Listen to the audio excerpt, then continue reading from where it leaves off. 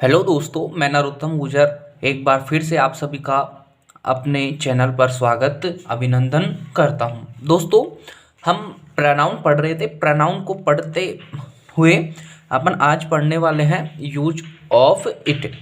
Uses of it. Uses of it. देखो, समझने की कोशिश करना। इट के जो प्रयोग हैं वो अपन देखेंगे। उससे पहले अपन को थोड़ा सा प्रोनाउन के बारे में ध्यान रखते हुए चलना है। देखो, सबसे पहले बात करें अपन इट। इट को अपन ने प्रोनाउन टेबल में देखा था। इट सब्जेक्ट के रूप में कार्य करता है। इट क्या करता है? सब्जेक्ट के रूप में कार्य करता है। और फिर इसकी बात करें तो जो इट की प्रकृति होती है वो होती है सिंगुलर। क्या होती है? सिंगुलर। और थिंग्स के लिए, थिंग्स यानी कि निर्जीव वस्तुओं के लिए, निर्जीव बोल सकते हैं आप इसको। निर्जीव वस्तुओं के लिए आप क्या करते हैं? इट का प्रयोग करते हैं। किसका प्रयोग करते हैं? इट का प्रयोग करते हैं। फिर अपन बात करें, मैंने इसको अध्ययन की दृष्टि से इट के 6 प्रकार बना रखे हैं। अब देखो, आप भी इसके प्रकार बना सकते हो। कोई चीज़ नई मिली है तो आप इसमें इंक्लूड कर सकते हो, जैसे मैंने कर रखा है। मैं इनको अध्ययन की दृष्टि से 6 प्रकारों में बांटता हूँ। इट जो इसका पहला यूज है, एज एन इंट्रोडक्टरी सब्जेक्ट।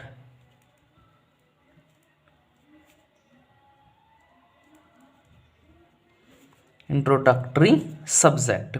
फिर अपन बात करें, इसमें थोड़ा सा ध्यान देने योग्य चीज़ ये है, जो इसकी ट्रिक होती है वो होती है TWADDMY।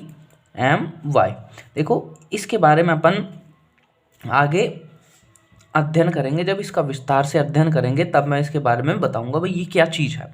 फिर अपन बात करें, एज एन इम्पर्सनल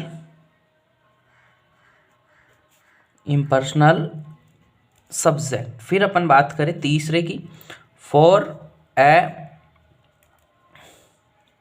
आप जानते ही हो इसका उपयोग है वो सबसे ज़्यादा कहाँ पे होता है? निर्जीव वस्तुओं के लिए।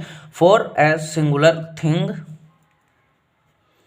थिंग THING है ना, थिंग, एनिमल, प्लेस, आइडिया, और भी बहुत सारी चीज़ें हैं एटेसरा। फिर अपन बात करें जो इसका चौथा यूज है, फॉर ए कॉमन जेंडर।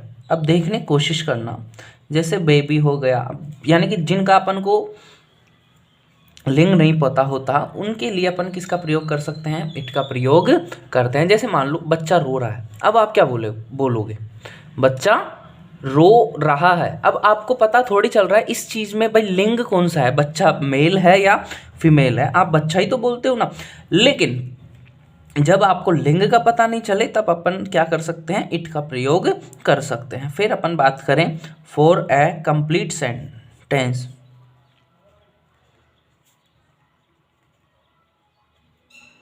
जैसे आप फ्रेज वगैरह पढ़ते हो ना, तो फ्रेज का जो इंट्रोडक्शन करवाने के लिए भी क्या करते हैं? अपन इट का प्रयोग करते हैं। फिर अपन बात करें छठा जो यूज है, for to first verb. For to first verb, अब यानी कि जेरंड के रूप में। किसके रूप में? जेरंड या टू इन्फिनेटिव।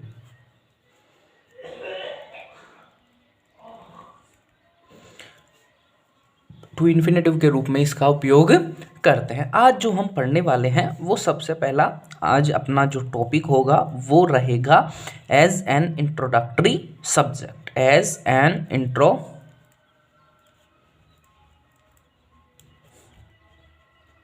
सब्जेक्ट देखने की कोशिश करना। बहुत ही शानदार ट्रिक के साथ मैं इसको पढ़ाने की कोशिश करूंगा। बहुत अच्छा कंसेप्ट है। जैसे देखो, मैंने अभी ये ऊपर लिखा ना, TWADDMY।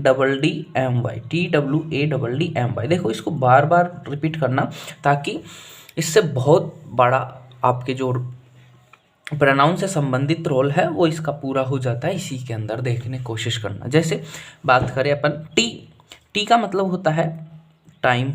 टी बराबर क्या हो गया? टाइम। डब्लू से हो गया वेदर।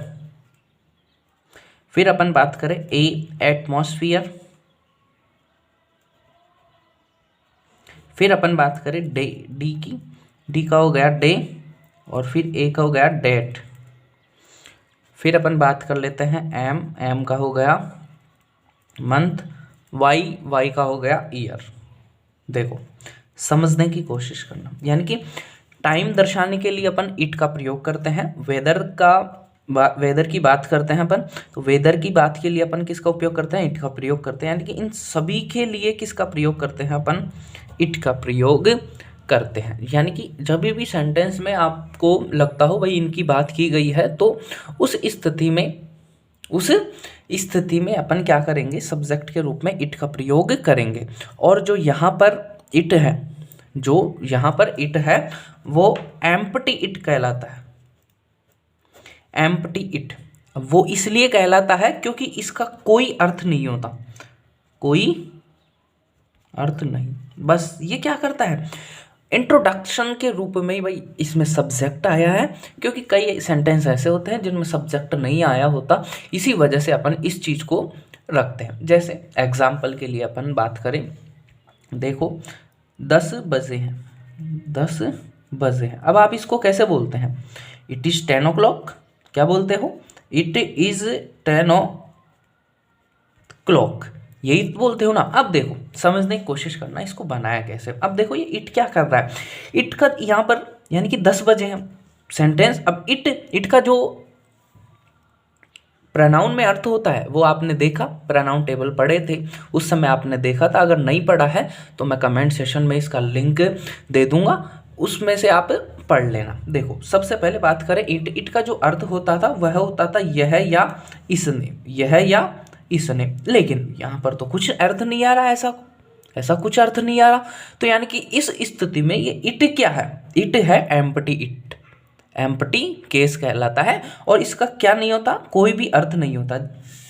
फॉर एग्जाम्पल देख ही लिया, यानी कि अब ये क्या है, टाइम की बात कर रहा है, मैंने टाइम बता दिया भाई। टाइम के लिए अपन क्या करते हैं, इट का प्रयोग करते हैं। फिर अपन जो दूसरी बात करें, जैसे बड़ी गर्मी है, जैसे बड़ी गर्मी है। अब ये वेदर की बात कर रहा है ना, मौसम की बात कर रहा है, एटमॉस्फियर वातावरण की बात कर रहा है, तो फिर उसके लिए जो सेंटेंस होगा, इट इज वेरी हॉट, बहुत गर्मी है, इट इज वेरी हॉट। फिर अपन बात कर लेते हैं, इधर ही बात करने की कोशिश करते हैं। देखो फिर अपन जो थर्ड सेंटेंस है, बड़ी शांति है,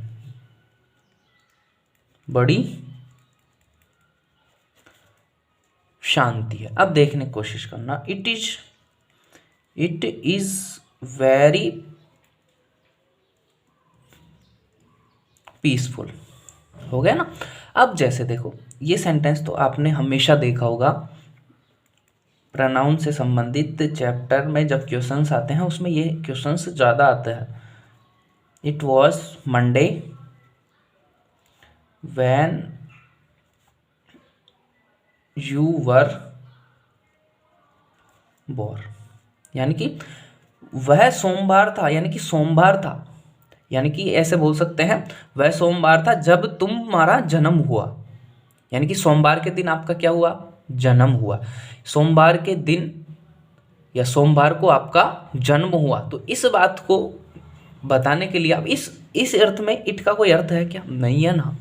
तो इसीलिए बोला जाता है कि इट यहाँ पर क्या है, एक इंट्रोडक्टिव सब्जेक्ट के रूप में कार्य कर रहा है और इसका कोई भी मीन नहीं होता है। जैसे एग्जाम्पल और देख लेते हैं, जैसे मान लो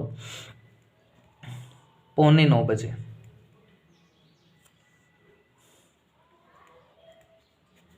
8:45 बजे। अब देखने की कोशिश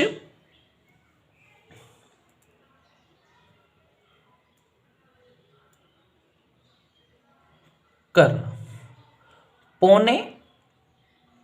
8:45 बजे हैं। अब 9 का क्या अर्थ है, देखने की कोशिश करना।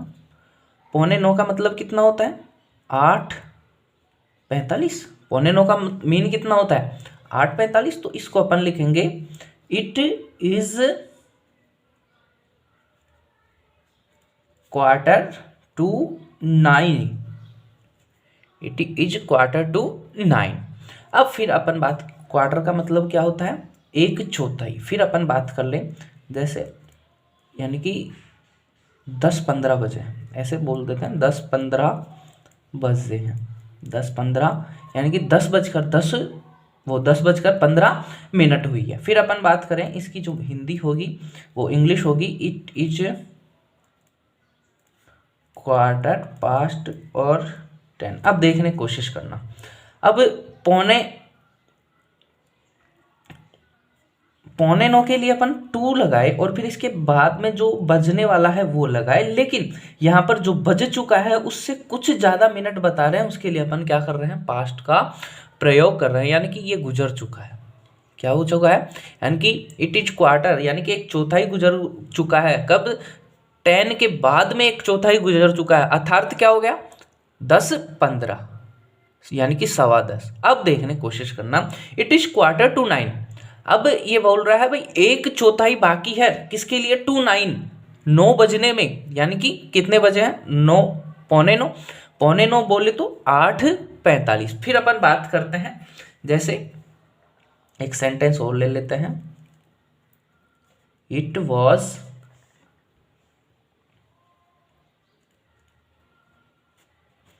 जनवरी when we met each other first,